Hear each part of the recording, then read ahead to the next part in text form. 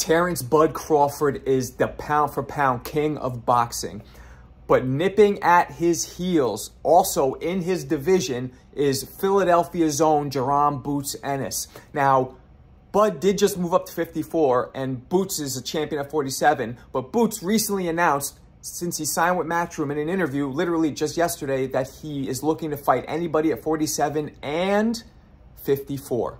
Jaron and Bud have so many similarities in the way they fight. They're both switch hitters. They both have speed, power, smarts, all of that stuff. Of all the current prospects and young champions, Jaron Ennis seems by many to be thought of as the next pound-for-pound king, as these guys like Canelo and Bud are starting to age out in their late 30s. Let's break down sparring clips of Boots and of Bud to get an idea of what might happen if those two meet, and also to cement our opinion on if Boots is really that next one. No full-length videos of Boots sparring, an entire sparring session, exist on the internet, so we're just going to have to break down a couple of short clips, whatever's available.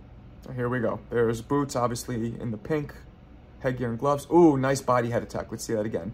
Boots throws 2 shots, 1 up top and then 2 to the body. There we go. So he distracts with the shot to the head and then fires down the body. Great body. Ooh, there again. Great body work by Boots. Let's see it again. There again. An uppercut to the head, another 3 shots to the head. Now the high guard's up, and then he goes right down to the body as soon as he lifted his opponent's hands up. Very slick. Ooh, there's Boots with a nice, let's see that again.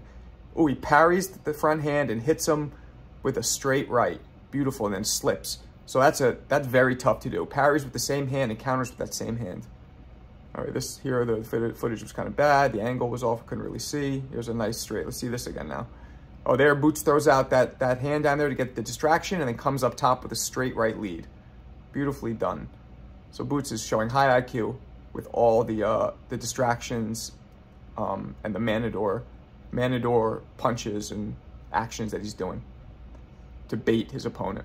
All right, here we go. Ooh, that was a beautiful left hook. Let's see that. Goes to the body with 2 shots, and then throws a short left hook, which wobbles his opponent.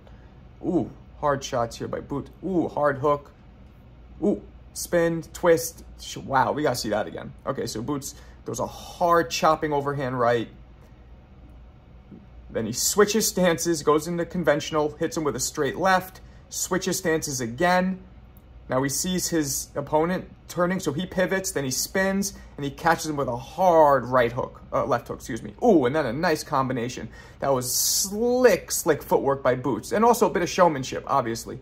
There, let's see that again. Speaking of showmanship, there he pulls away, ducks under. Beautiful defense here by Boots. Pulls away again and spins out. Boots is very good at spinning out of danger with his defense. There he goes again. Another duck, spin, twist, dip, parry, block. Wow, let's see that again. So he pulls back, blocks, pulls back again, ducks under the jab, blocks the 2 body shots with his elbows. Beautiful. Beautifully done. Parries the jab, ducks under the straight left. And now he's waiting. He's still in the pocket. There he parries, keeping his other hand up. Blocks again the 2 body shots, and then finishes by blocking a hook to the head. I mean, it was like he had a crystal ball up his butt. Pause. There he goes. Two distraction jabs, and boom, lands with a nice, the third one was meant to land. The first 2 were distraction jabs. Beautifully done. All right, let's see this one again. He hams his hands up to bait the guy to throw, and instead he counters him with an overhand right. Now, Boots is obviously here. He's standing conventional. Beautiful body work right there. So he throws distraction, quick shots up top, and then bangs to the body. Ooh, nice pull counter there. Let's see that again. There he pulls, waits for the person to throw the jab. He pulls back and hits him with that lead overhand right. Ooh, nice uppercut counter. So he throws a few bait jabs, has his opponent throw at him. He ducks his opponent's counter and counters the counter, which is very hard to do. There's Boots' beautiful defense spitting out of the way. There's more defense. Look at that. Beautiful defense. His hands are down. It's just his wave movement's on point. Let's see this again. Distraction jab, but then goes to a hard straight left to the body, standing in the southpaw stance here. And then evades the other punch. Oh, there again. Nice lead shot. Throwing punches. Yeah, Boots is very talented at being able to twist out of the way, even with his hands at his waist. There, he does it again right there. Great defense. Very relaxed. Nice uppercut, nice hook. Pity pats there. He's just playing with his opponent. Check hook he catches him with. Nicely done against the ropes. There, he's letting his opponent... Oh, nice short, hard punches. Let's see these again. Watch these. He throws real short, crisp punches. There's 1, there's 2. Super short. So Boots showing infighting skills as well. Oh, nice body work. Ooh, nice 3 punches with the same hand. Left hand, 1 jab, hook, and then down in the body. 3 punches with the same hand in succession is very hard to do, ladies and gentlemen. Ooh, nice. Nice shoe shine there. Throwing those uppercuts like this, shoe shine. All right, and that concludes the sparring footage of Boots. All right, there's Bud Crawford in the green camo. When there's a younger Bomac next to him, you could tell this is from about 10 years ago. All right, Bud in the green camo, and that's Carlos Adames. I'm pretty sure he's sparring in the purple bluish spandex shirt or whatever that is. Nice jab by Bud. Beautiful jab by Bud. Now Bud's keeping his distance. Bud is standing in that southpaw stance right now, while Adames is conventional. All right, there, Bud feeling him out. This is in my hometown of NYC, baby. This is at Gleason's gym from, I want to say 5 to 10 years ago. I'm not sure. Nice jab by Adames. Adames is a very good fighter. Nice jab by Adames. Now, Bud is known to sometimes engage, sometimes cover up, let the fighters tee off on him just to feel them out, to give him confidence and to download information, or he's known to be slick and not let a fighter touch him. Depends what mood he's in. Here he seems to be more in a boxing energy, if you could tell. Hands are kind of lowish, keeping range. He's not doing the earmuff, high guard to invite a war. Dudes to start teeing off. Nice jab. Adames misses the counter. They tries to do on Bud over Bud's jab. Both standing pretty wide. There's a nice jab to the body by Bud. Yeah, Bud's just waiting. Jab, you see that jab didn't have much on it. There, Bud looks like he's smiling at him. See, there's Bud, the mental warfare he always does. That's a big part of Bud's game. Ooh, nice double straight right land, and then the right hook. Ooh, and 2 body shots that Bud is slightly picking off. Ooh, nice shots. But Bud is picking most of those off, and now Bud is going into what I was just talking about. He's putting that high guard up, the earmuff, and he's inviting his opponent to throw, and he's smiling at him. Ooh, nice shots, but all picked off. All those look like they were picked off. Let's see again. There, blocked first one, second one, third one. Bud's waiting. Blocks those 2. All those were picked off by Bud, and Bud smiles at him. That really, really deflates you when you're hitting somebody with everything you have or trying and they smile at you. Now, if you're hitting them, it's one thing, but when they're being picked off, ooh, nice again. Throws a couple shots, they're picked off, and he spins off Bud. Yeah, now Bud's coming at him, trying to wear him down and break his confidence, break his will. You know, he's not really hitting. Ooh, nice combos, but Bud again, picking it up, yeah, shaking. Let's see, right there. He got hit with a jab, Bud did, but he shook his head, yes. Ooh, nice body shot, 2 body shots. Nice hook. Another nice right hook. Let's see that again. Bud leans in with a straight left, then a hard body jab. And then he pity pats, waits for an opening, hits him with a short, crisp right hand, jabs him, and another short, crisp right hand over the top. Bud is the king at throwing short, hard punches. The shorter they are, ooh, nice short shot there. Let's see that again. He waits for Adames to throw, and at the exact same time he's throwing, times him beautifully. Throws as Adames is throwing, because now he took Adames' shots. He knows that Adames can't hurt him, so he's not worried about taking those shots to land his own. Ooh, nice uppercut there by Adames, though. But he has Adames moving, see? Adames was aggressive, but now he's moving away because the energy shift changed. Bud showed that I could take your shots, and mine are short, crisp, and hard. Ooh, nice 1-2 by Adames. Bud counters there with a hook. Now Bud's starting to move a little bit and counter. Again, now, yeah, see, now he's starting to go from all earmuff to a little bit of waist movement because he's starting to get a little more aggressive.